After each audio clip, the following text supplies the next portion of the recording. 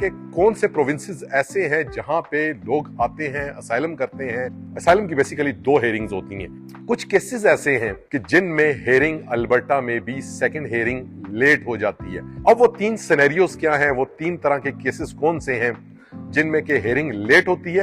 अगर 5 ग्राउंड्स जो internationally recognised हैं, क्लेम्ड हैं, उनके अलावा किसी ग्राउंड पर अगर अपना असाइलम का केस कनाडा में डाला है तो उसका भी टाइम लग सकता है और रिफ्यूजल भी हो सकता है। अस्सलाम वालेकुम फ्रेंड्स, अजमल कनाडा से। मेरी आज की वीडियो का टॉपिक है असाइलम, और असाइलम के हवाले से वो कौन सी चीज़ें हैं, वो कौन से फैक्टर हैं जिनकी वजह से असाइलम प्रोसेस लेट होता है या रिफ्यूज हो सकता है। कौन से प्रोविंसेस हैं जहां पर असाइलम के केसेस जल्दी अप्रूव होते हैं कनाडा में, और जहां पे असाइलम के केसेस लेट अप्रूव होते हैं। उसके अलावा वो हम 3 सिनेरियोज भी डिस्कस करेंगे जिसमें कि असाइलम बहुत ज़्यादा डिले हो जाता है और सम टाइम उसमें रिफ्यूजल्स भी होते हैं। एग्जाम्पल्स के साथ वो बात करेंगे। वीडियो शुरू करने से पहले, मैं हूं अजमल, आप देख रहे हैं मेरा यूट्यूब चैनल। वीडियो अच्छी लगे लाइक करें, शेयर करें और सब्सक्राइब करें। असाइलम के हवाले से कनाडा को एक आइडियल मुल्क कहा जाता है क्योंकि इनका जो सिस्टम है वो अनबाइस्ड है और बिल्कुल फेयर ट्रायल पर यकीन रखता है, और इस वजह से लोग पूरी दुनिया से यहाँ पर आकर असाइलम करते हैं। और ना सिर्फ यहाँ पर आकर असाइलम करते हैं बल्कि कनाडा खुद भी रिफ्यूजीज को पूरी दुनिया से लेता है, और उन्होंने एक कोटा रखा होता है जो कि इस साल का भी इन्होंने कोटा रखा है।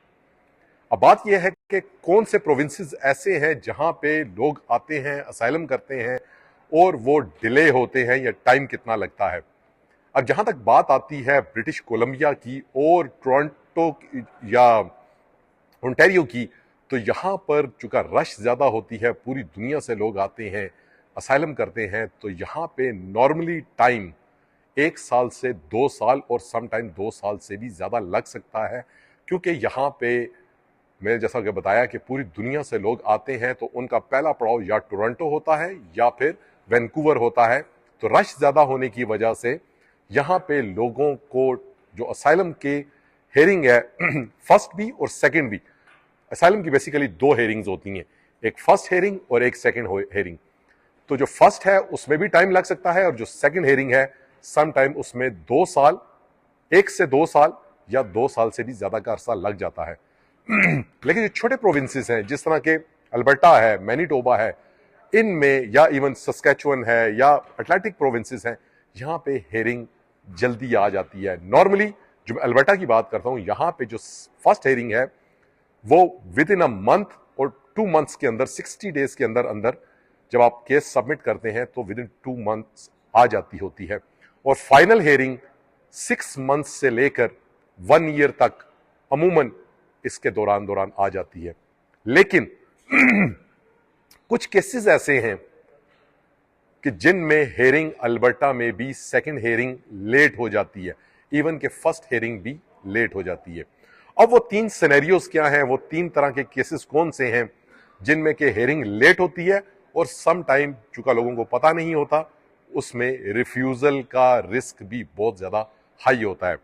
अब जब उसमें पहली बात करें तो पहली बात आती है कि अगर आपने किसी ऐसे मुल्क की पुलिस फोर्स में या आर्मी में काम किया हुआ है जिनकी रेप्यूटेशन अच्छी नहीं है, मैं नाम नहीं लेना चाहता, कुछ ममालिक ऐसे हैं जिनकी आर्मी और पुलिस या जितनी भी फोर्सेस हैं उनकी रेप्यूटेशन डेवलपिंग कंट्रीज में अच्छी नहीं है, जो डेवलप कंट्रीज हैं उनकी नजर में, तो यह तासुर पाया जाता है कि चूंकि ये महकमा किसी कंट्रोल में नहीं है, किसी कानून के तहत नहीं है, तो इसके लोग भी उतने अच्छे शहरी नहीं बन सकेंगे या थोड़ा सा सस्पिशियस हो जाते हैं। तो ऐसे लोगों का जिन्होंने फोर्सेस में काम किया हो, कुछ खास ममालिक के, उनके जिनकी रेप्यूटेशन अच्छी नहीं है, पुलिस फोर्स की, सिक्योरिटी एजेंसीज की या आर्मी या मिलिट्री का जो उनका बैकग्राउंड होता है, अगर उन्होंने उसमें सर्विस की होती है, उसमें उनकी कैनेडियंस बहुत ज़्यादा छान फटक करते हैं, बहुत ज़्यादा उसको वेरीफाई करते हैं, उसको हर लिहाज से इंश्योर करते हैं कि कहीं ये खुदा न खास्ता इस बंदे को अगर हमने डॉक्यूमेंटेशन दे दी या नेशनलिटी दे दी या इसको कोई स्टेटस दे दिया तो क्या ऐसा तो नहीं होगा ये हमारे लोगों के लिए खतरा बन सके।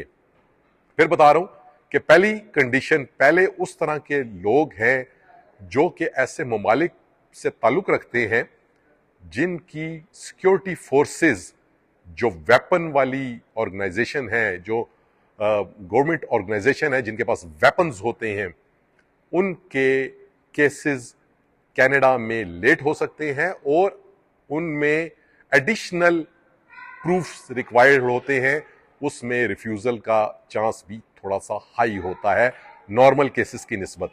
तो ये थे पहले केसेस जिसमें कोई भी ऐसे मुल्क से लोग हैं जो जिन्होंने पुलिस फोर्स में काम किया है, मिलिट्री में काम किया या सिक्योरिटी एजेंसीज में काम किया हुआ है और वेपन्स को डील करते रहे या उनके पास वेपन्स थे।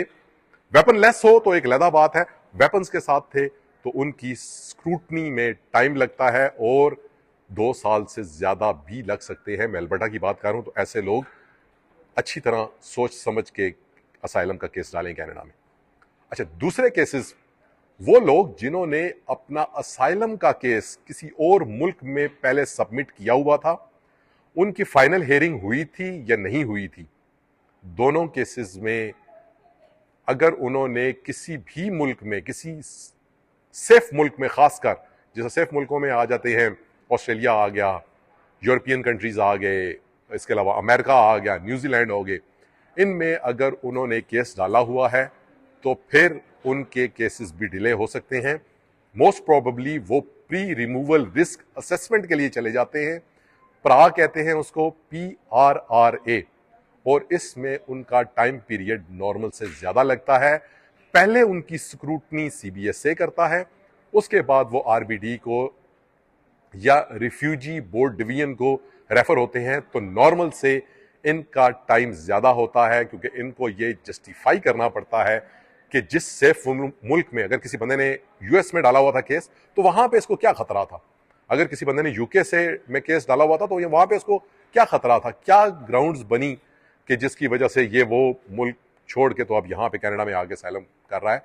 तो दूसरी ये रीजन है जिसमें केसेस लेट होते हैं, वो ये है कि अगर किसी बंदे ने किसी सेफ कंट्री में अगर अपना केस, असाइलम का केस सबमिट किया हुआ है तो वो उसको फिर अच्छी तरह स्क्रूटनाइज करते हैं, फिर उसके बाद उसकी फाइनल हियरिंग होती है।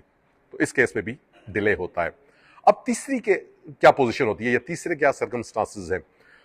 अगर 5 ग्राउंड्स जो इंटरनेशनली रिकॉग्नाइज्ड हैं, एक्लेम्ड हैं, उनके अलावा किसी ने किसी ग्राउंड पर अगर अपना असाइलम का केस कनाडा में डाला है तो उसका भी टाइम लग सकता है और रिफ्यूजल भी हो सकता है।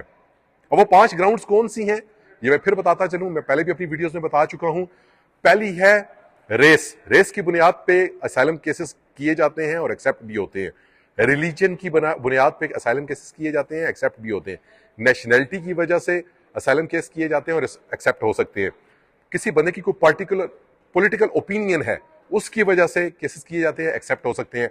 और अगर वो बंदा किसी खास सोशल ग्रुप का मेंबर है उस बिना पर वो केस कर सकता है और उस पर असाइलम एक्सेप्ट हो सकता है। इन 5 ग्राउंड्स के अलावा अगर कोई बंदा छठी ग्राउंड पे केस करता है कि मेरी जान को खतरा है तो हो सकता है कि उसका केस डिले हो और उसमें रिफ्यूजल का रेट भी बहुत हाई होता है।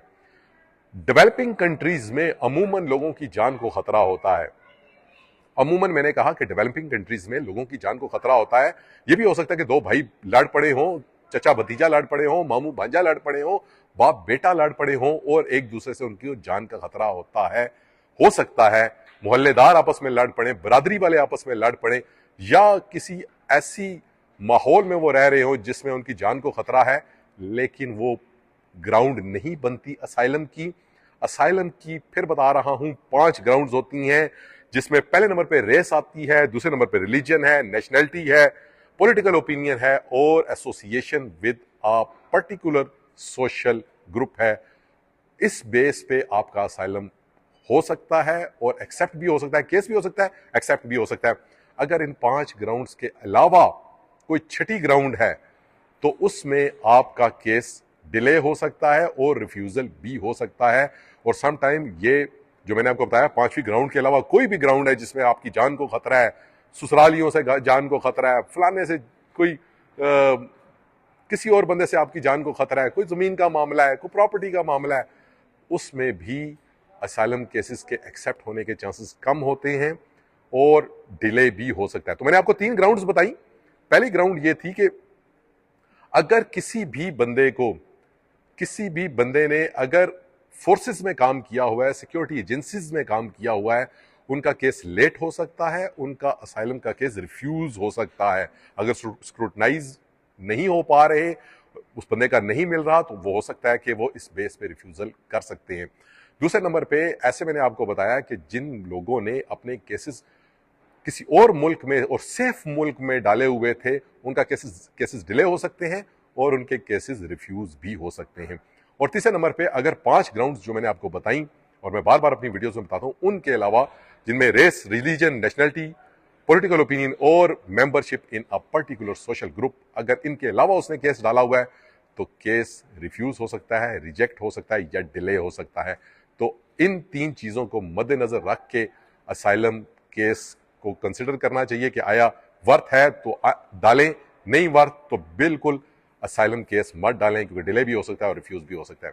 आज की वीडियो अच्छी लगे लाइक करें, शेयर करें, सब्सक्राइब करें।